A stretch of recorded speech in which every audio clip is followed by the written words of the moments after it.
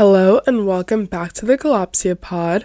My name is Sydney, I'm your host, and this week I wanted to talk about morning routines. So before we get into it, let's address the elephant in the room. I am still sick. I'm also pre-recording this episode, but I really am excited about this week's episode. So I am coming at you with my raspier voice, but hopefully it is not too bad of a listening experience. And if you want a distraction, the video version of these episodes are always available on my YouTube channel at S02e28. So that's always an option. However, I wanted to come on here today to talk about morning routines because last week we discussed nighttime routines, and you cannot have a good morning routine without a good evening routine. And that is the biggest rule of thumb when it comes to morning routines. If you are not prioritizing your sleep, if you are finding it difficult to facilitate that kind of wind down at the end of the night, your sleep quality is not going to be great, and you're going to find it harder to achieve your morning routine or harder to achieve whatever it is that you want to do in your mornings. So that is just the baseline for a morning routine, right? We understand that we need a good evening routine. But now let's get into the morning. Morning routines are so fun in my eyes because it's almost like a workshop, right? Because when we are looking at our routines, a lot of the time there's something that we want to model to help us achieve, a destination. Not the destination, but, when we're thinking about the law of attraction, the law of assumption, and we're trying to manifest things in our lives, we're trying to create new realities for ourselves that are better fitted to us and, things that we want to achieve. It's normal to have goals.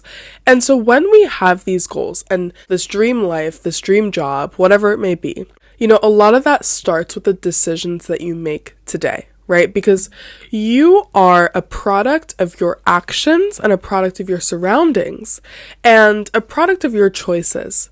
And so when we understand that when you're trying to, flip your life around, if you are, for example, a constant partier and you want to turn it into your active lifestyle era, those decisions that you make and the way that you go through your day is what is going to perpetrate either that party lifestyle or is what is going to help you transition into this other lifestyle. So when we understand that our morning routines they're literally our workbook into our destination reality. So when we understand that our choices are what makes up our reality, it's no rocket science to realize that our morning routines are going to be the first step towards that. And the best thing about a morning is that it is a brand new day. It is a fresh start. It is a complete renewal. Your brain has had time to sleep, to categorize your memories, file away. You're coming into it fresh. Typically, if you've gotten a good amount of sleep, a high quality sleep, you're going to wake up refreshed. You're going to wake up feeling ready to take on the day. And so when you are feeling this way, it's really important to, start off on the right foot. You understand it's a fresh start, but how do we take power into it? How do we use our morning routines to our ultimate advantage? And the first step to that is making our bed. The moment that you make your bed, you are decluttering your space. You are also taking care of your space. And just like we need to take care of ourselves and do our nighttime routines and pour into ourselves, trying to, have that kind of self-love and self-respect, you also need to respect the space in which you are living. Making your bed is going to help you start the day immediately on a positive note. You are immediately boosting productivity. It's already one thing that you have shown yourself, one tick for the productive side of you. And a lot of the time when it comes to our inside voice and the way that we perceive our own productivity, perceive our own capacity to achieve things, is that we look at our reality, right? And it's like, okay, what am I actually achieving? And a lot of the time, if you look around at your space and you could have been working, doing all of these things on the back end, but on the front end, your life is a mess. You look around at your space and it's a mess. You almost feel like you haven't done anything at all. So the biggest thing that you can do to already boost that productivity, to start your morning day off right, is to just make that bed. The next thing that I want to stress, which I think is difficult for people who work regular 9 to 5s or like an 8 to 4, something like that, but I do kind of want to emphasize that this can still be something that you incorporate as well. But I think that it's really important to look at your alarm and look at your morning and waking up in a positive note, and that means waking up a little bit earlier than you really need to. So for example, imagine that you work a 9 to 5 job, right? You typically try to wake up at 8 because it takes you 30 minutes to commute, and you know that you can get ready in 30 minutes. So when your alarm is going off, you are immediately thinking to yourself, work time. God, now I have to go to work. How horrible, I have to go to work. And you are not going to be looking forward to that alarm. You're going to be looking at that alarm like it is your enemy. Like it is your absolute enemy, and you're going to be waking up angry. That's the truth. But the thing is that we have a lot of control over our lives.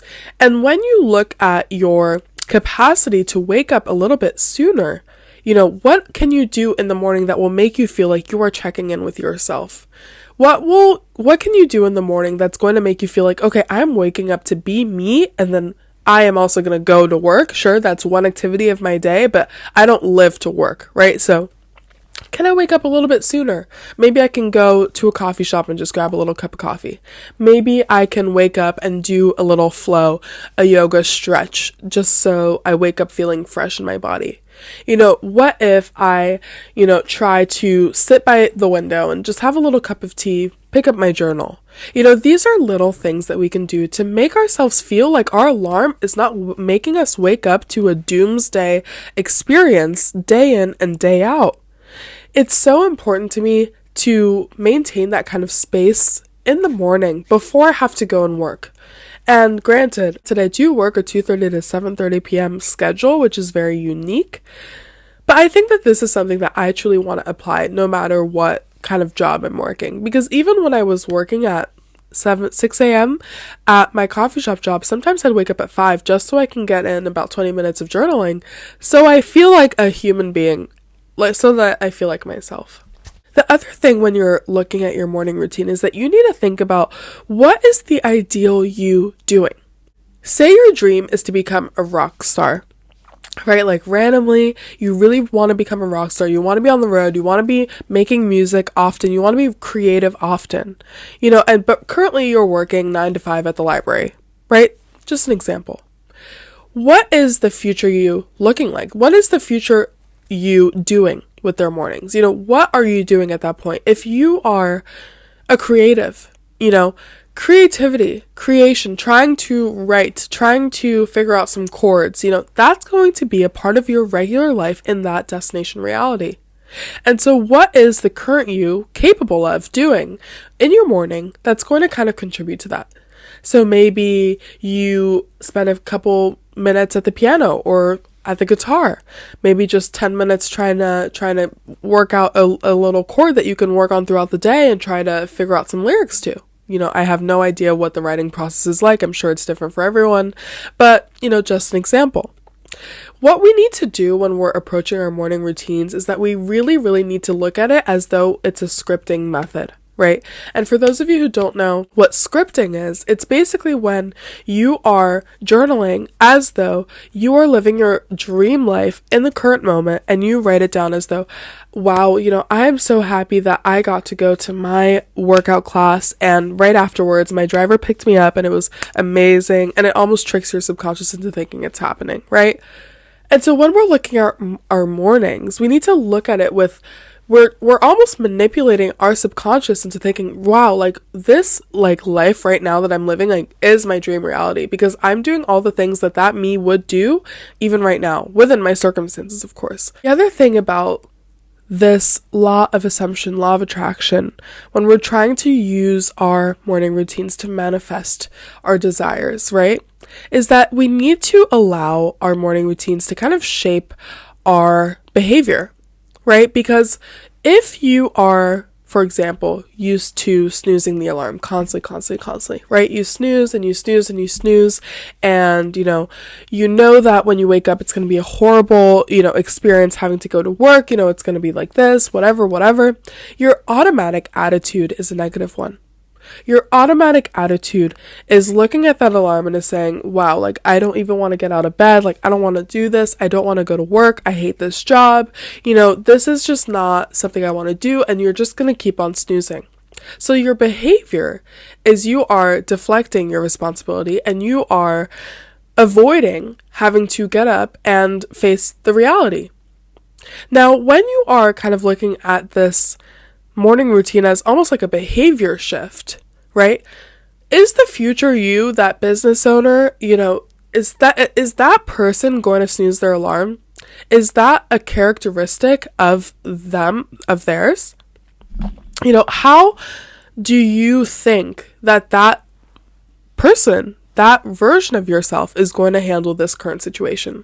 And I feel like that is the biggest thing when it comes to the law of assumption as well, or the law of attraction, I mean. That's the biggest thing when it comes to the law of attraction, is that you need to literally carry yourself as you would be in that version of yourself. And that is how you bridge the gap. You can't want to be this person, but continue to perpetrate behaviors that are not going to lead to that person. So what behaviors can you assume that is going to help you bridge that gap between this version of you and that version of you? And so, for example, if you say to yourself, I want to be so fit, I want to be so fit, I want to be so toned, I want to be so healthy, I want to eat well, and your morning routine is that you skip breakfast and you actually don't even eat lunch, and maybe you have takeout for dinner, right? That's not a way of living that is going to help you bridge that gap between that person and the current you. And so how can we use this kind of mental shift and incorporate it into our mornings? The other thing about our morning routines is that it is going to be the baseline for your almost neurological stability, right? If you wake up in a stressful heap, a heap of stress, you have snoozed the alarm, you now only have 5 minutes to get ready and out the door before you are able to rush to work. Oh, the bus is late, so now I've gotta do and figure this out, or maybe you are used to only allotting yourself those 20 minutes to get ready and you are rushing through the entire morning. That baseline is shot. You're waking up, you're already rushing, you're already stressed, you get to work, you're even more stressed, you hate the job, and then you are so frustrated with, life in general. It's just going to be a ball that, avalanche, what is it called? Do you guys know what I mean? Like the ball of snow that like builds and builds and builds, right? Yeah, whatever that is. I think that it's very important to create space and create slowness in your mornings. And it's going to help you carry that into your day to approach things with more of a level head, more instrumentally, right? If you guys listen to that incremental change episode, it's going to help us kind of approach our day-to-day life in a more rational way if we are used to moving more slowly, right? So when you move slowly, not only is your nervous system more regulated, you're not stressing yourself out as much. You're also able to kind of like look at each task that you're performing and really understand, like, you're really active in your participation of your day. I think that's the biggest thing about it. When you are rushing through your day, rushing through your morning, you are passively working through it, right? It's almost like you're playing catch up all the time. But when you create space and create room in your mornings, each action that you take is intentional, right? So if I wake up and I've got an hour allotted to myself in the morning, then I can think to myself, okay, what do I want to do for the next 20 minutes? Maybe I'll grab a cup of tea, grab my journal, run to the window, and then I'm going to do my journaling, and that's going to be my first thing that I do this morning. Next, I'm going to maybe do a 10-minute stretch. I can think about it more intentionally. And it's not rocket science that, the more time that you give yourself, the more slowly you can move. And so that is another big thing that I think is important when you are trying to craft this morning routine. Now, contrary to popular belief, I'm not going to stress that you should try to do a workout in the morning or do anything or even journal in the morning. I feel like that is very particular to the person. A lot of the time, working out can be even more beneficial in the afternoon, I've actually heard. Some people like to work out at night, or some people only can work out at night. It's going to depend. And of course, this is going to have to depend on you as well, and your schedule and your work schedule. It can be difficult to incorporate slowness when you are, working 2 jobs or also going to class and stuff like that. That can be difficult. So there's also some wiggle room there. But I do think that the overarching lesson here is that we need to understand that a lot of our day and a lot of our reality is within our control. And this control starts with your morning routine. Well, in your evening routine, but your morning routine as well. The other thing about your morning, right, that I do want to stress is that it's really important to try to stay away from your phone. And we all know this. We literally all know this. But when we are thinking about our, psychological state and our stress levels, and kind of regulating that from the jump, regulating that from the beginning, right? You don't want to stress yourself out by running around and rushing, but you also don't want to stress yourself out by scrolling. And I feel like when we look at scrolling and when we look at TikTok, when we look at social media, we almost see it as like escapism, right? And because it is escapism, it is calming in that way. However, it's not truly calming. Because you're consuming so much content, it's actually stressful. And so when you are thinking about your dopamine levels and trying to think about how you're going to have kind of like a natural progression of dopamine throughout the day, it's important to realize that having that kind of like onslaught of content and, you can find a really silly video and find it really, really funny for, a little second and then have that be kind of like a fun moment in the beginning, but it's going to kind of mess up your neurotransmitter like levels for the rest of the day. So it's really important to stay away from your phone for at least the first like 30 minutes to an hour. And that is hard to do, which is why I really like journaling in the morning, because I feel like it's a triple whammy. If you guys are new to the podcast, I've talked about it before, and I got this from the Mel Robbins podcast too, which is that it's the 5-10-20 rule, which is when you go to the window in the morning, and essentially she brought this up because when you are trying to regulate your circadian rhythm and trying to kind of like have that wakefulness straight in the morning, it's really difficult to achieve that, especially if you don't have a really solid kind of like consistent sleep routine. But what she was talking about was how exposure to UV rays is actually going to help your circadian rhythm, like get you into that wakefulness cycle. And so if it's sunny outside, you have to spend 5 minutes at the window. If it's cloudy or like raining, then you can do like 10 minutes at the window. Or if it's cloudy, 10 minutes. And if it's raining or snowing or something like that, then you can do 20 minutes at the window. And then that's going to help like the amount of UV rays that you need in those amount of times. Now, I kind of compiled that with my journaling because I like to do my journaling in the morning, and so that is me automatically going to the window, doing my journaling brain dump, which is also great first thing in the morning. I can't do an episode on morning routines without talking about the morning pages, obviously, right? So I do my morning pages first thing in the morning, and then it's also a great way for me to literally avoid my phone. It is avoidance, total avoidance. And so those are also some great things that you can do. Another tip that I want to give you guys, though, if you do find it really difficult to wake up, is that I found this amazing breathwork like cycle or breathwork little recording on Spotify.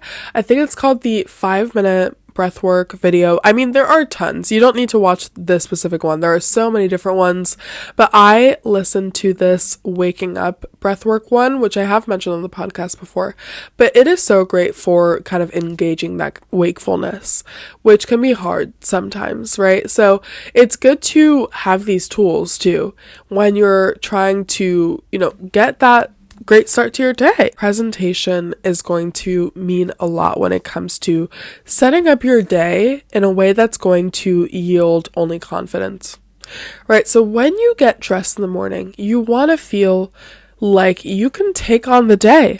And that also begins with the way that you present yourself. And this is backed by research. So many studies have shown that people who dress well and dress, smartly or, put effort into the way that they look at the beginning of their day, that's going to boost their productivity in that day and boost their confidence. And there was actually even a study done, I believe it was with lab coats, where half of the study participants wore lab coats to take this specific exam, and the other half did not wear lab coats.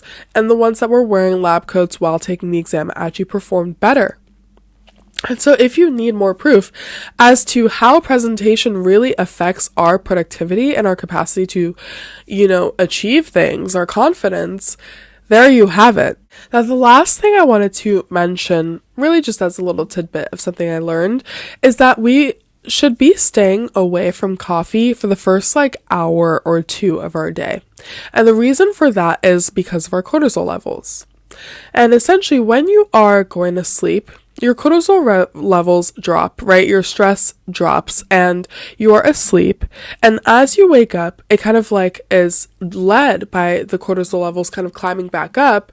And that's going to induce wakefulness. Cortisol actually naturally peaks in the morning. And that's how you wake up. That's going to switch you from the sleep cycle into the wake cycle, right?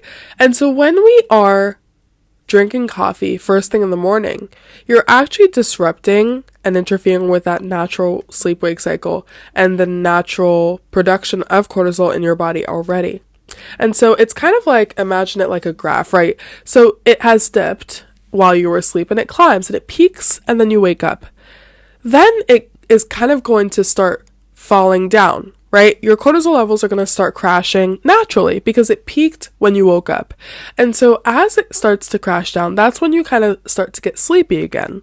Now, if you start off your day adding to your cortisol levels right then and there, then you're going to have a double crash of cortisol later, in 3 hours or whatever. And so what they say that we should be doing actually is either having some sort of green tea or matcha or something like that that has a delayed, release of caffeine. But what we could also be doing is waiting until 2 hours post awakening, right? And then that is basically going to help you disrupt the natural crash of cortisol, and then you can then have your boost of caffeine before then, having that later crash in the afternoon, is typical, right? So that's the other thing about our mornings, is that we don't want to be peaking our cortisol too high straight off the bat and then having our lunchtime crash. That's not going to be the greatest way to kind of move forward in our day. So these are all things to be mindful about. And the thing is that your morning sets the tone for the day. It is, of course, possible to flip your day around midday, but it can be hard. And so you really want to look at your mornings and look at it wow, this is my fresh start.